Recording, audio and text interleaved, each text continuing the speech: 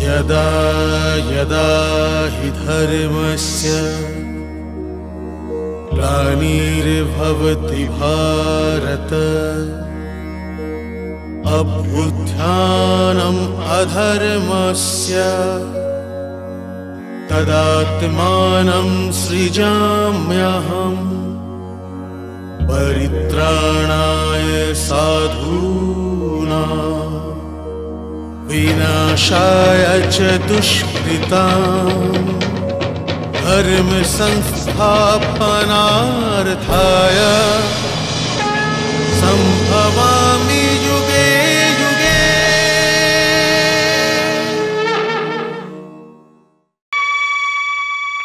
হিড়িম্ববধ পাণ্ডবদের লক্ষ্য ছিল না, ও তো কেবল ভীতের একটা পাথর ছিল, যেখানে পাণ্ডব ভীমকে হিড়িম্বার সাথে রেখে সম্মুখে এগিয়ে গেল।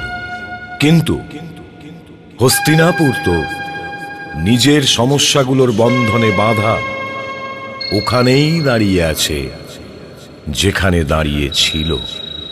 ওখানে কেবল বিদুর আছেন, যাকে ভবিষ্যৎ নিজের বিশ্বাসের পাত্র বলে মেনেছে।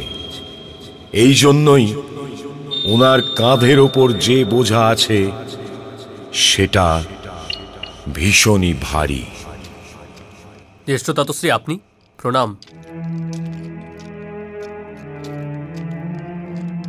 বসুন জ্যেষ্ঠ ততশ্রী। আমি এখানে বসবার জন্য আসিনি।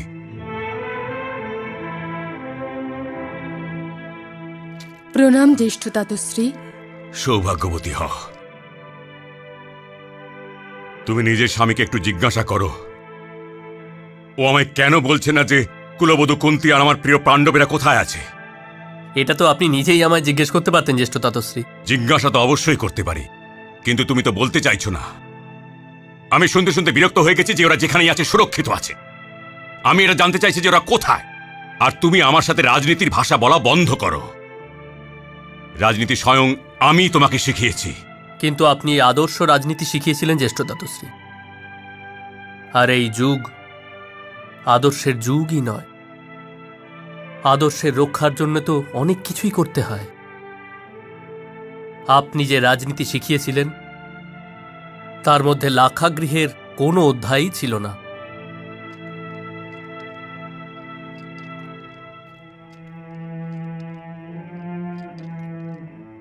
হস্তিনাপুরের কোনো মন্ত্রীর ঘরে আমি আসিনি। আমি আমার বিদুরের কাছে জিজ্ঞাসা করতে এসেছি যে আমার প্রিয় পাণ্ডবরা কোথায় আছে। ওরা একচক্রা নগরীতে আছে জ্যেষ্ঠ ততশ্রী।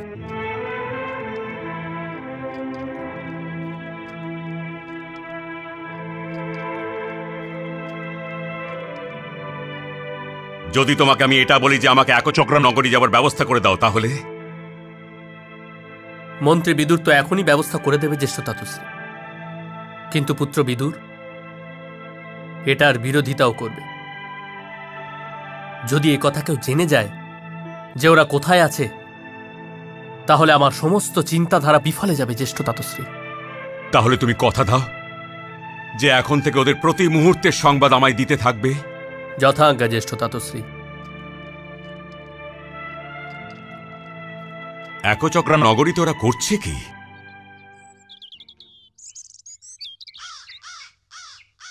কল্যাণ হোক, কল্যাণ হোক,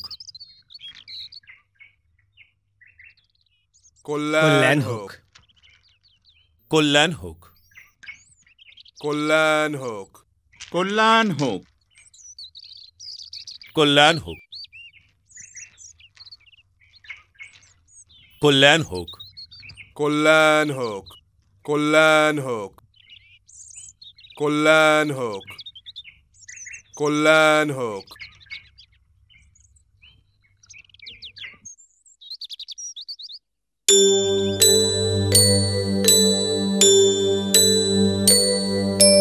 সময় বড়ই বলবান হয়, সবাইকে নাচ নাচায়। পাণ্ডু পুত্ররা ভিক্ষা চেয়ে দারে দারে ঘোরে যে হায়, দারে দারে ঘোরে যে হায়।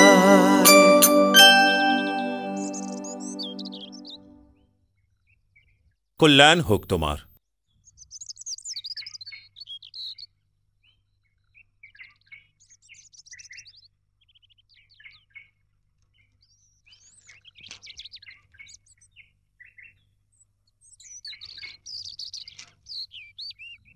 ভিক্ষা দেবেন,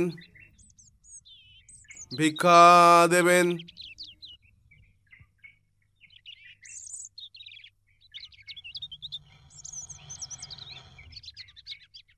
কল্যাণ হোক।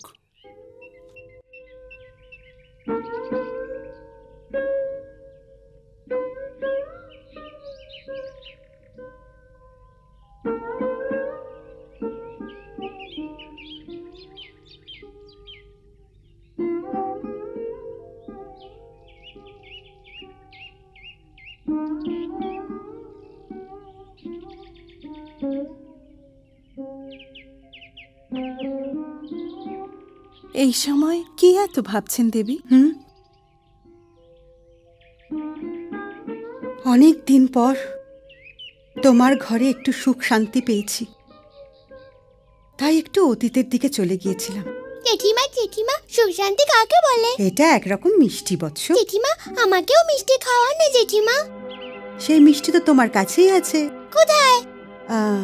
এই যে তোমার মিষ্টি কথাতে বৎস। তবে তো এই মিষ্টি তুমিও খেয়ে নাও জেঠিমা। সব সময় বকর বকর করতে থাকে। বাবা এসে গেছে। মা, মা, বাবা এসে গেছে। আমি এখনই আসছি। তুই জেঠিমার কাছে এখানে বসে চাল বাছতে পারিস না? এখন এটাও যদি ও করে তাহলে আমি কি করব? দাও, আমায় দাও। আগে আমি যাব, আগে আমি যাব। বাবা। আরে, আমার বৎস কি করছিল? জেঠিমাকে মিষ্টি খাওয়াচ্ছিলাম। আচ্ছা, মিষ্টি কোথা থেকে এলো তোমার কাছে? আমার কথাতেই তো মিষ্টি আছে। আর তোমার দিদি কোথায়? জেঠিমার কাছে আছে। আচ্ছা।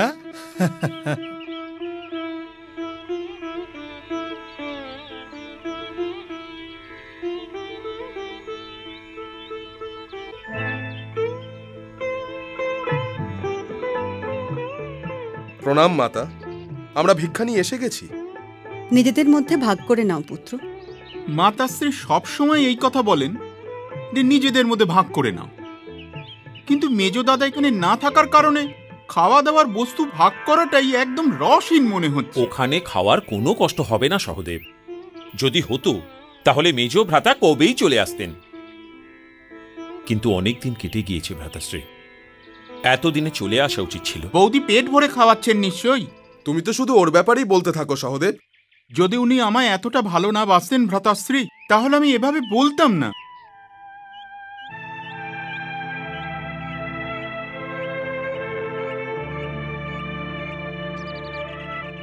তোর আসতে এত শীঘ্রতা দেখাতে কে বলেছিল বৎস? তুই তোর আসার অর্থ জানিস কি? তোর আসার অর্থ হলো তোর পিতা চলে যাওয়ার সময় এসে গিয়েছে।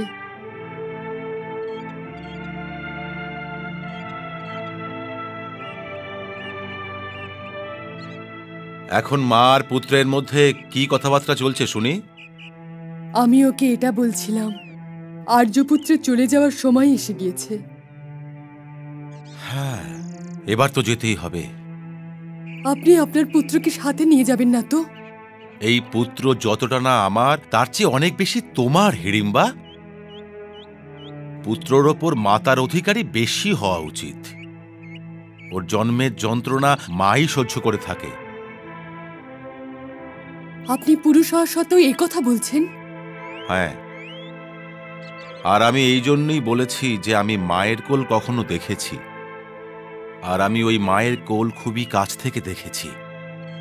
তা অসীম হয়ে থাকে, ওর মধ্যে সমস্ত জগৎ স্থান পায়, কিন্তু এমন মনে হয় না যে তা ভরে গেছে। মায়ের কোল সাগরের মতো ভরা থাকে, কিন্তু ছলকে কখনো যায় না। জগতে মায়ের চেয়ে অধিক সম্মানীয় আর কেউই হয় না। স্বয়ং নারায়ণও যদি মানবরূপে জন্ম নেন, তখন মায়ের বকুনি শুনেও নিজেকে নিজেই ধন্য ভাববেন।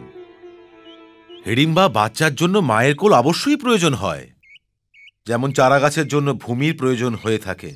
আর আমি নিজের এই চারাগাছটার থেকে ওর ভূমি কেড়ে নিতে পারি না।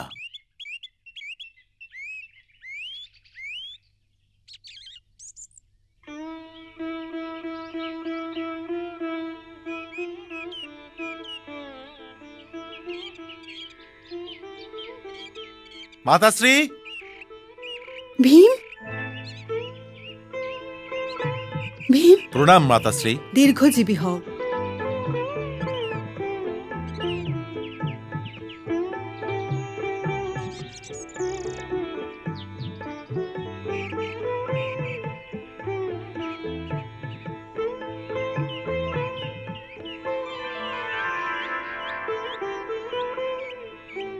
এসো পুত্র।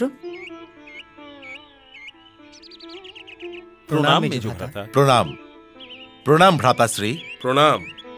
আসুন দাদা, আপনার খাবার সাজানোই আছে। আরে থালা কি কোথাও পালিয়ে যাচ্ছে? আগে ওকে স্নান তো করে নিতে দাও। মেজভ্রাতার খাবার সময় জানা আছে, তাহলে উনি স্নান করেই ঘরে এসেছেন নিশ্চয়ই। কিন্তু সত্যি বলছি মেজভ্রাতা, অনেক দিন পর ভোজনের স্বাদ পাওয়া যাবে। কিন্তু মাতাশ্রী, এটা কি মনে হচ্ছে না যে বৌদি মেজভ্রাতাকে প্রাণ ভরিয়ে ভোজন করিয়েছেন? যাও ভীম, তুমি স্নান করে নাও। কিন্তু যদি আপনি নিজের হাতে আমায় খাওয়ান, তবে স্নানের কি প্রয়োজন আছে? আচ্ছা আচ্ছা, এসো, চলো চলো।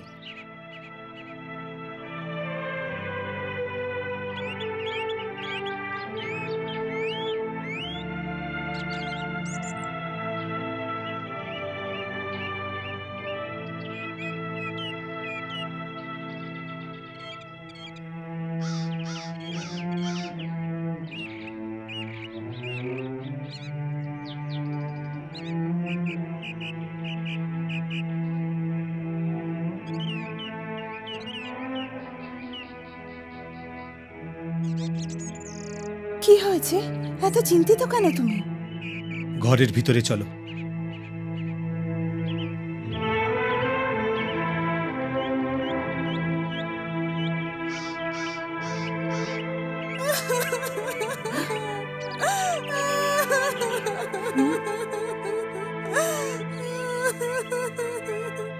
কাঁদবার হলে আস্তে কাঁদো। অতীতে নিজের দুঃখের সঙ্গে কেন জড়াতে চাইছো? ভ্রাতাশ্রী,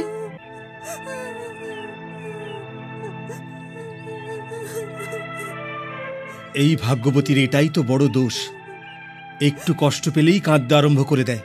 ভ্রাতাশ্রী, আমার কাছে কিছু গোপন করবেন না। আপনার ঘরে আমরা আশ্রয় পেয়েছি, তাই আপনার সুখ আমাদের সুখ, আর আপনার দুঃখ আমাদের দুঃখ। এ দুঃখ নয়, দুর্ভাগ্য যে দেবী। আমি ওকে অনেকবার বলেছি এই নগরীতে থাকার প্রয়োজন নেই, অন্য কোথাও গিয়ে থাকা যাক, কিন্তু ও কোনো কথাই শোনেনি। আর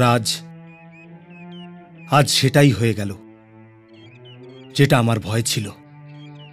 কিন্তু হয়েছে কি ভ্রাতাশ্রী? আমি ওকে যখনই বলতাম, ও এটাই উত্তর দিত, এখানে তোমার আর তোমার পূর্বপুরুষদের ভিটে মাটি রয়েছে। হ্যাঁ হ্যাঁ, আমি কি সে কথা অস্বীকার করছি? আমি তো এটাই বলছিলাম, আমি তোমায় যেতে দেব না, আমিই যাব। সেই আবার এক জেদ ধরে রয়েছ, আমিই যাব আমিই যাব। আমি তোমায় যেতে দেব তবেই না যাবে তুমি? অগ্নিসাক্ষী রেখে বিয়ে করার সময় আমি তোমাকে এটা তো বলিনি যে যখন কোনো বিপদ এসে পড়বে তখন আমি তোমাকে সামনে করে দেব? তুমি সম্পূর্ণ একটা জীবন কাটিয়েছ আমার সাথে, আমার বাচ্চাদের তুমি জন্ম দিয়েছ, ওদের ভালোবাসা দিয়ে মানুষ করেছ। আমি নিজের বাচ্চাদের থেকে ওদের মাকে আলাদা করতে পারবো না। আমিই যাব। আর এই কথার উপর আর কোনো তর্ক বিবাদের প্রয়োজন নেই। আমার নিজের বাচ্চাদের প্রতি আর তোমার জন্য যে কর্তব্য আছে আমি সেটা পালন করব। তবে কি তোমার প্রতি আমার কোনো কর্তব্য নেই? আমার বদলে তুমি প্রাণ দেবে এটা তোমার কর্তব্যই নয়? কিন্তু প্রাণ ত্যাগ করার প্রশ্ন কেন উঠছে ভ্রাতাশ্রী? একটু দাঁড়ান জেঠিমা। আমাকে আমার মাতাশ্রী আর পিতাশ্রীর সাথে নিজের মনের কথাটা বলে নিতে দিন। এই ঘরের প্রতি, আপনাদের দুজনের প্রতি আর এই ছোট ভাইয়ের প্রতি কি আমার কোনো কর্তব্যই নেই? যদি থাকে তবে আপনারা দুজন এই সিদ্ধান্ত কিভাবে নিতে পারেন? আমি যাব। না না, আমি কি তোকে কোনো রাক্ষসের ভোজন হবার জন্য পালন করেছি? তবে কি এর জন্য বড় করেছেন যে যখনই কোনো বিপত্তি আসবে তখন আমি আপনাদের থেকে মুখ ফিরিয়ে বসে থাকবো? সন্তান হবার অর্থ এটা তো হতে পারে না পিতাশ্রী। আর পুত্রীকে এমনিতেও অন্যের হাতে তুলে দিতেই হয় না? তবে মনে করুন জমের হাতে তুলে দিয়েছেন। না রে মা, তুই আমার না, তুই তো আমার কাছে ভগবানের দেওয়া আমানত, যা আমাকে কাউকে সঁপে দিতে হবে। তুই তো এক বংশের প্রদীপ রে মা। তোকে বলি দেবার অর্থ হলো একটা গোটা বংশকে হত্যা। আমি নিজের প্রাণ বাঁচানোর জন্য একটা গোটা বংশকে হত্যা করতে পারবো না রে মা। আর আবার এটাও দেখ মা, বকাসুর রাক্ষস তো প্রতি সপ্তাহে একজন ব্যক্তিকে খেতে চেয়েছে। তুই একজন ব্যক্তি নোস, একটা গোটা বংশ রে মা। তাহলে আমি যাব, আমি ওই রাক্ষসকে মারবো। ভ্রাতাশ্রী, আপনি আমাকে বলুন না, আপনার কি আপত্তি আছে? আর এই বকাসুর কে? কি চাই ও আপনার কাছে? বকাসুর একটা রাক্ষস যে নগরের বাইরে গুহাতে থাকে। আজ থেকে 13 বৎসর আগে ও এখানকার রাজার থেকে এই নগরীকে জিতেছিল। রাজা পালিয়ে গেলেও নগরবাসীগণ বকাসুরের অত্যাচার সইতে রয়ে গেল। সেই সময় থেকে বকাসুরের যখনই খিদে পেয়ে যেত ওই নগরীতে চলে আসত, আর এখানকার মানুষদের ধরে নিয়ে যেত আর তাকে খেয়ে নিত। তখন আমরা ওর সাথে সন্ধি করে নিই। আমরা ওকে প্রত্যেক সপ্তাহে এক গাড়ি ভোজন আর এক ব্যক্তি দানস্বরূপ পাঠাবার কথা দিলাম। ও আমাদের কথা মেনে নিল। আমরা ওকে প্রত্যেক সপ্তাহে এক গাড়ি ভোজন আর একজন ব্যক্তি ওর গুহার সামনে রেখে আসি। আজ আমার ঘরের পালা এসেছে। এই অভাগী এক চক্রা নগরীতে কোনো এমন ক্ষত্রিয় আসে না যে নিজের ক্ষত্রিয় ধর্ম পালন করতে পারে আর বকাসুরের থেকে আমাদের রক্ষা করতে পারে। আরে, যখন আমাদের রাজাই পালিয়ে গেছে তাহলে আমাদের রক্ষা করতে আর কেই বা আসবে? যে রাজ্যের রাজা কাপুরুষ আর দুর্বল হয় ওই রাজ্যের লোকেদের গৃহস্থ জীবন ত্যাগ করা উচিত। কারণ কি, বিবাহ আর বৈবাহিক জীবন, সামাজিক আদান প্রদান, ঘরের সুখ এইসব তখনই সম্ভব হবে যখন রাজত্ব করছে যে রাজা ভালো আর বলবান হবে। আমি আমার পত্নী, পুত্রী আর পুত্রকে তো পাঠাতে পারবো না, তবে বাঁচল কি? আমি। আর আপনি তো আমার 5 পুত্রকে গুনতেই ভুলে গেছেন ভ্রাতাশ্রী। অসম্ভব। আমি নিজের দুঃখ আপনার ঝুলিতে দিতে পারবো না। আপনি আমার অতিথি হন। এই ঘর আমাদের আশ্রয় দিয়েছে ভ্রাতাশ্রী, তবে কি এটা আমার কর্তব্য নয় যে এই ঘরকে রক্ষা করাটা স্বয়ং নিজের ঘরের রক্ষা মনে করি? তবু দেবী। তবু কি ভ্রাতাশ্রী? ভগবান আমাকে 5 পুত্র দিয়েছেন। যদি একজনকে, ভগবান না করুন, বকাসুর খেয়ে ফেলে, তখনও 4 পুত্র আমার কাছে থাকবে। কিন্তু গৃহকর্তা ছাড়া তো সংসার চলতে পারে না। এটা স্বয়ং আমার নিজের অনুভব। সন্তানদের অনাথ হওয়া থেকে বাঁচানো উচিত।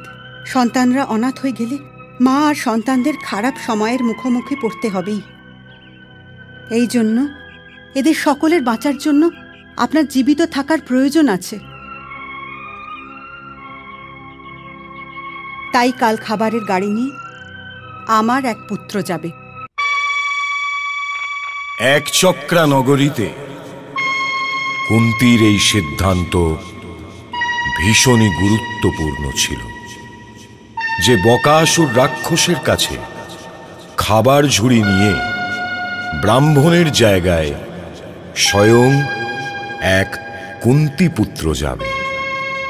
কুন্তির এই সিদ্ধান্ত বাস্তবে এক জীবন মূল্যের আধারশিলা, যে অতিথি যে ঘরের আতিথ্যর আনন্দ ভোগ করে চলেছে ওই ঘরের রক্ষার প্রতিও ওর কর্তব্য আতিথেয়র চেয়ে কম হয় না। কুন্তির এই সিদ্ধান্তের জন্য অতিথিদের একটা নতুন পরিভাষা দেয় যে অতিথি ঘরেরই একজন সদস্য, আর ঘরের প্রত্যেক সদস্যের মতন ঘরের ওপর এসে পড়া প্রত্যেক বিপদের সম্মুখীন হওয়া ওদেরও কর্তব্য। আর ভারতবর্ষের সংস্কৃতির ইতিহাস এই সিদ্ধান্তের জন্য সর্বদা কুন্তিকে প্রণাম করতে থাকবে। কিন্তু এই কথাও অতটাই সত্যি যে এই প্রকারের সিদ্ধান্ত কারোর একার নেওয়া উচিত নয়, তিনি কুন্তির মতো মাতাও হন না কেন।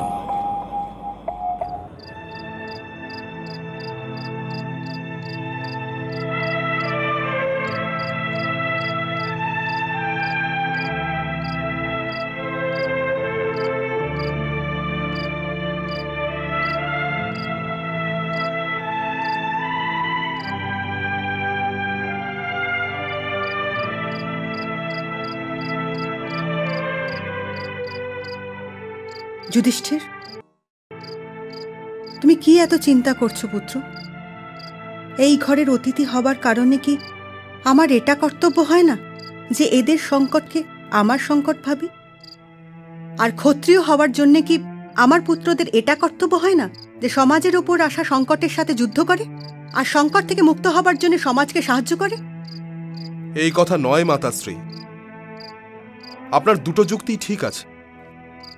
অতিথিদের এটাই কর্তব্য যে সংকটের সময় সেই গৃহস্বামীর ঘরের একজন সদস্য হয়ে যায় আর তাকে বলে এই সংকট আমারও। যদি গৃহস্বামীর ঘরে আগুন লেগে যায় তবে কি অতিথি সেই আগুনের শিখাকে এটা বলবে যে ওকে না জ্বালায়? কারণ সে তো কেবল এক অতিথি মাত্র।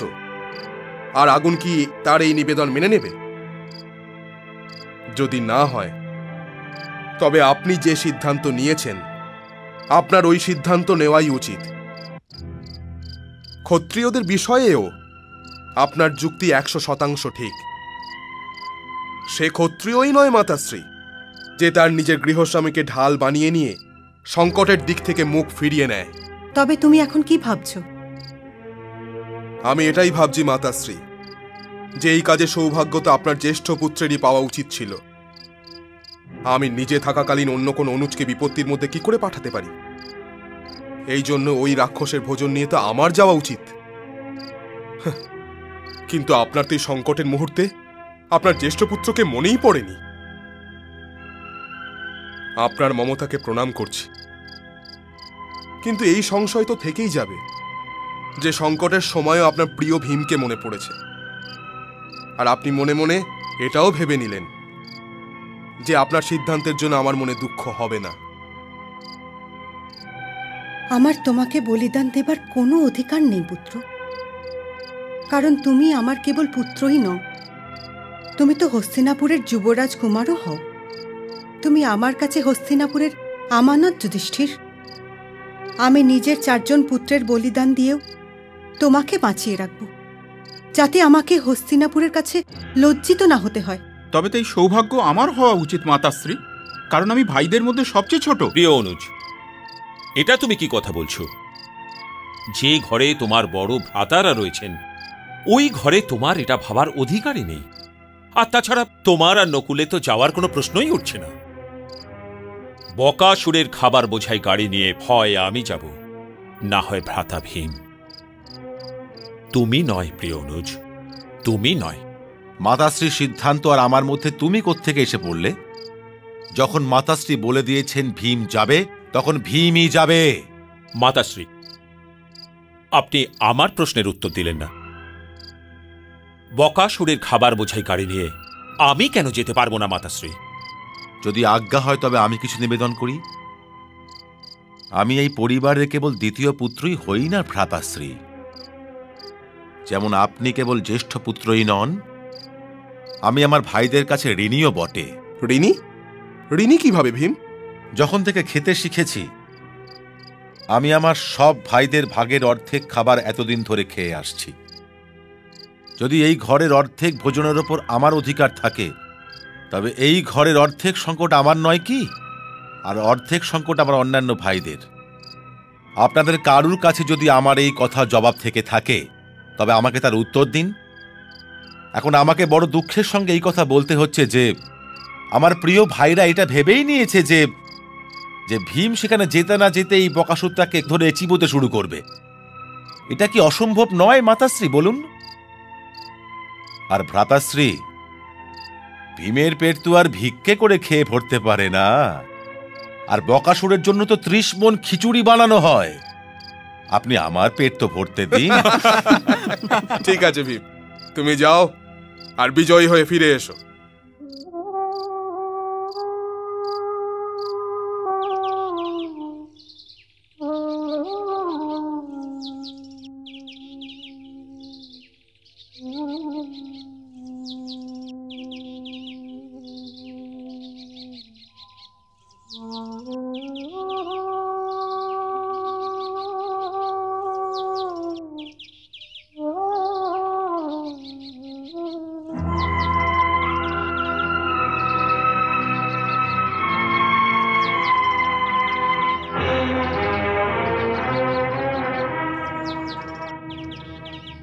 নগরবাসীরা, নগরের সুরক্ষার জন্য আমার পক্ষ থেকে এই দান গ্রহণ করুন।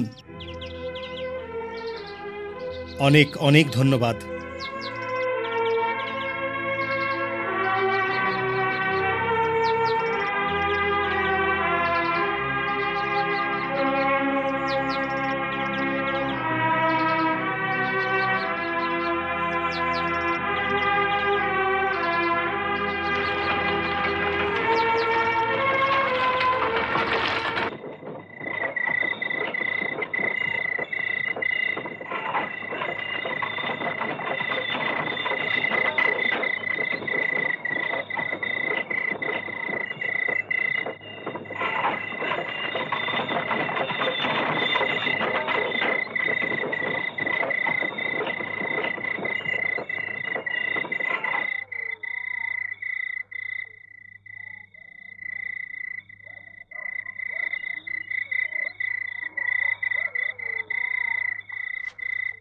আরে ভাই, তোমরা সবাই এই বোঝা টানতে টানতে ক্লান্ত হয়ে গেছো না? তবে আমারও এটা কর্তব্য যে তোমাদের এই বোঝা একটু হালকা করে দিই। আর আমারও তো একটুখানি খিদে পেয়ে গেছে। বকাসুর তো দাড়িপাল্লা নিয়ে খাবার ওজন করার জন্য বসে নেই, একটুখানি খেয়েই নিচ্ছি। ততক্ষণ তোমরা দুজন এই বনের নরম নরম সবুজ সবুজ পাতা নিজের মুখে ঢুকিয়ে চেবোতে থাকো। যাও, খাও, যাও যাও।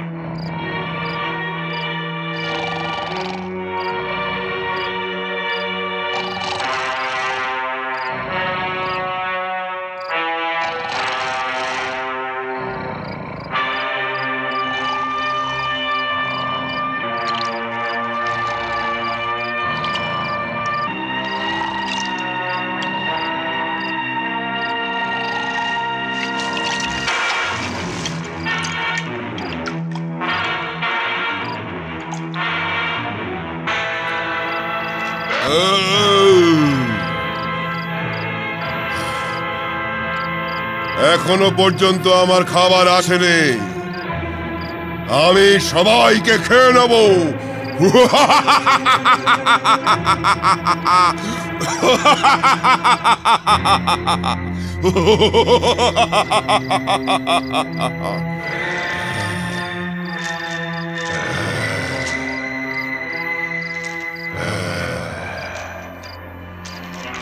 এখন আমি এক চক্রা নগরীর লোকেদের ছড়ব না, সবাইকে খেয়ে নেব।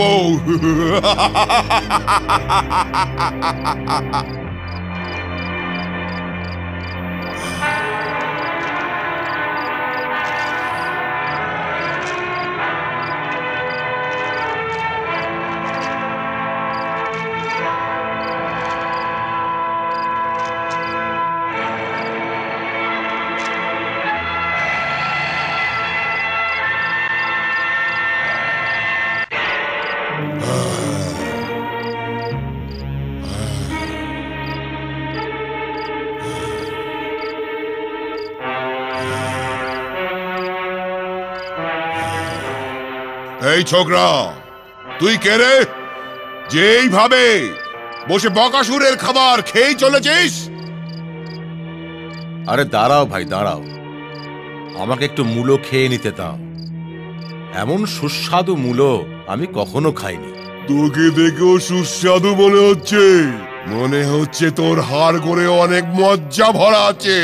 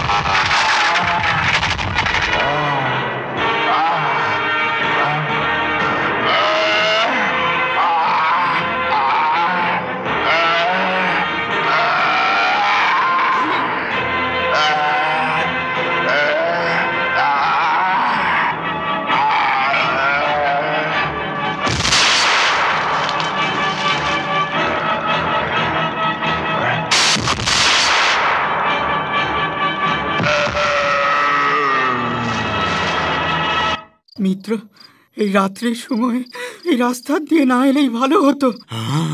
এখানেই কোথাও বকাসুর থাকে। হ্যাঁ, আমিও তাই শুনেছি। মিত্র, ও তো এক চক্রা নগরীতে আতঙ্ক তৈরি করে রেখেছে। হ্যাঁ, আরে এটা কে? আরে এ তো বকাসুর। বকাসুর? হ্যাঁ, বকাসুর মরে গেছে। আরে ভাইয়েরা শোনো, বকাসুর মরে গেছে। বকাসুর মরে গেছে। চলো চলো, এই খবর জানাই, চলো। আরে ভাইয়েরা শোনো, বকাসুর মরে গেছে। আমাদের এক মহাপূজার আয়োজন করা উচিত। মহাদেব বড় কৃপা করেছেন। মহাপূজা তো অবশ্যই হবে, কিন্তু আমাদের ওই পরিবারকেও সম্মান জানানো উচিত যারা বকাসুরের হাত থেকে মুক্তি দিয়েছে। সেটা তো অবশ্যই, কিন্তু আমার মতে ওই পরিবারের ভরণ পোষণ করাটা এখন এক চক্রা নগরীর দায়িত্ব। কাল কোন পরিবারের পালা ছিল? ব্রাহ্মণ পরিবারের। চলুন তাহলে আমরা ওদের সম্মান জানাই। চলো চলো চলো চলো চলো, সবাই মিলে চলো চলো চলো চলো চলো, সকলে মিলে চলো চলো। তুমি আমার যুদ্ধ করতে শেখাও, তাহলে আমি তোমার সাথে যুদ্ধ করব। আরে কিভাবে শেখাবো বাবা? ব্রাহ্মণ পুত্র তুমি। তুমিও তো ব্রাহ্মণ পুত্র। হ্যাঁ, শেখাও, নাহলে যুদ্ধ করো। শেখাও, নাহলে মারবো।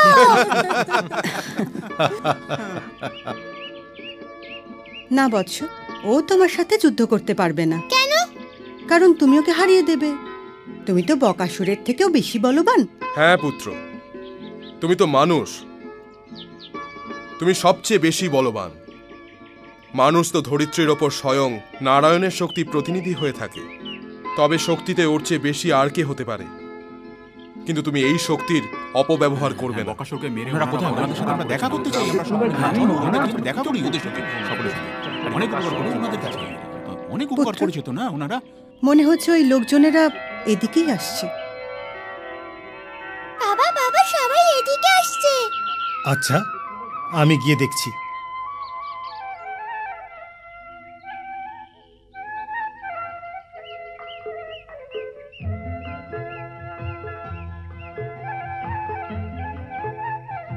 পুত্র যুধিষ্ঠির, এখন এক চক্রা নগরী ছাড়ার সময় এসে গেছে। আপনি ঠিক বলেছেন মাতাশ্রী। যদি এখন আমরা সবাই এখানে থাকি তাহলে সবাই চিনতে পেরে যাবে। পণ্ডিত মশাই, পণ্ডিত মশাই, প্রণাম পণ্ডিত মশাই। অভিনন্দন নিন পণ্ডিত মশাই। প্রথমে এই অভিনন্দনের কারণ তো বলুন যজমান। এতটা নম্রতা ভালো দেখায় না পণ্ডিত মশাই। আমি নম্রতা দেখাতে চাইছি না, কিন্তু অন্য কারোর অংশের অভিনন্দন আমি কিভাবে গ্রহণ করতে পারি? আপনি এই নগরীকে বকাসুরের মতো রাক্ষস থেকে মুক্তি দিয়েছেন, তাহলে কি নগরবাসীদের এই অধিকার নেই যে আপনার কাছে এসে আপনাকে প্রণাম করি? আমার আপনাদের আসার কারণ জানাই ছিল, কিন্তু বকাসুরকে বধ আমি করিনি। আবার ওই কথা পণ্ডিত মশাই। আমি সত্যি কথা বলছি যজমান। তবে কেউ স্বয়ং নিজেকে বধ করেছে, তারপর নিজেই নিজের সব উঠিয়ে বনের ধারে ফেলে দিয়েছে। না যজমান, এই মহান কার্য করেছেন আমার এক অতিথি। তাহলে কি এই কার্য ওই 4 ভাইয়ের মধ্যে কোনো একজন করেছে পণ্ডিত মশাই? না, এই চমৎকার দেখিয়েছেন দেবীর 5 পুত্রই। তাহলে অবশ্যই ওনার কাছে কোনো মন্ত্র আছে যার শক্তিতে উনি বকাসুরকে হত্যা করেছেন। তাহলে ওই 5 ভাইয়ের সাথে মাতাশ্রীকেও ডেকে নিন, আমরা ওনাদের চরণ ছুঁয়ে আশীর্বাদ নেব। অবশ্যই।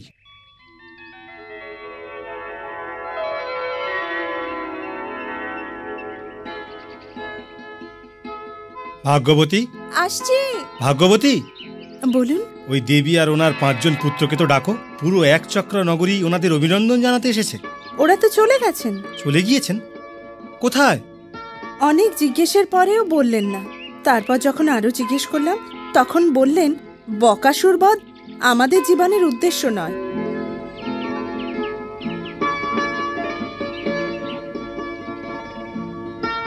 ভ্রাতা অর্জুন, যদি জ্যেষ্ঠ ভ্রাতা চলে আসবার আদেশ না দিতেন তাহলে আমরা এই সময় এক চক্র নগরীতেই থাকতাম না? হ্যাঁ, থাকতাম তো। কিন্তু তুমি কেন এটা জিজ্ঞেস করছো? না, মানে নগরবাসীরা মেজ দাদার সম্মানে একটা মহাভোজের আয়োজন করতেন, আর এই সময় আমরা সবাই মহানন্দে খেতাম। হ্যাঁ, পরিশ্রম করব আমি, আর আনন্দ করবে তোমরা সবাই। মাতাশ্রী তোকে ভীষণ মাথায় তুলে রেখেছেন। আরে না অনুজ, সবচেয়ে ছোট, কিন্তু যখন তুমি হিড়িম্বার কাছে ছিলে না তখন সবচেয়ে বেশি তোমার কথা ওই ভাবতো। বলতে থাকতো যে মেজ ভ্রাতার না থাকায় ভোজনের স্বাদই পাওয়া যায় না। আমার ভোজন তো হজমই হতো না মেজ ভ্রাতা। হ্যাঁ, আমি কি হজমের গুলি নাকি যে আমি আসা মাত্রই তোর ভোজন হজম হতে শুরু হয়ে গেল? পুত্র ভীম, যদি কেউ দুঃখী হয় তাহলে ওর ভোজন কিভাবে হজম হবে? আর তুমি না থাকায় তো এরা সবাই দুঃখী ছিল। আমরা এটাই ভাবতাম যে সবাই তো ভিক্ষা করে দিন কাটাচ্ছি, আর ওখানে বৌদি আপনাকে মালপোয়া খাওয়াচ্ছেন নিশ্চয়। আচ্ছা আচ্ছা পুত্র, সূর্যাস্ত হওয়ার সময় হয়েছে। আমার মতে আমাদের এখানেই থেমে যাওয়া উচিত। যথাজ্ঞা মাতাশ্রী।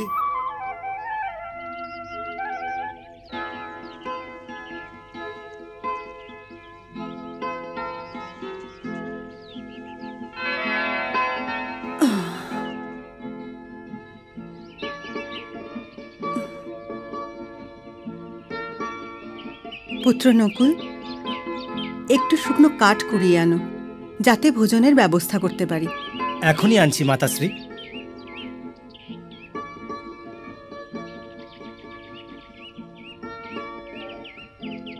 আমরা সবাই আর কতদিন এভাবে বনে বনে ঘুরতে থাকবো মাতাশ্রী? হস্তিনাপুরে পরিস্থিতি পরিবর্তনের অপেক্ষা করো অনুজ। ওখানকার পরিস্থিতি স্বয়ং বদলাবে না জ্যেষ্ঠ ভ্রাতাশ্রী, ওখানকার পরিস্থিতি তো আমাদের বদলাতে হবে। কিন্তু তার আগে পরিস্থিতিকে পরিবর্তন হওয়ার সময় তো দাও অর্জুন। ঋতু বদলে যাবে সময়ে, সময় আসছে এগিয়ে, দেখতে পাবে ভাগ্যের খেলা। রেখো বিশ্বাস হৃদয়ে,